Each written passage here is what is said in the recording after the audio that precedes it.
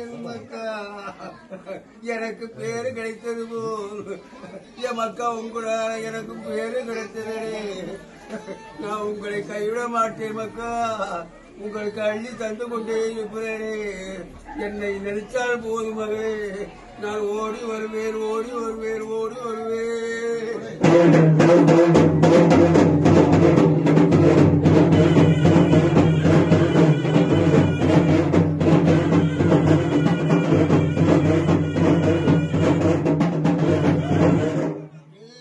மக்களுக்கு நான் அள்ளி தரனோடே, வாக்கு கொடுக்கணுமே. எனக்கு நேரம் காலம் கிடையாதுப்பா.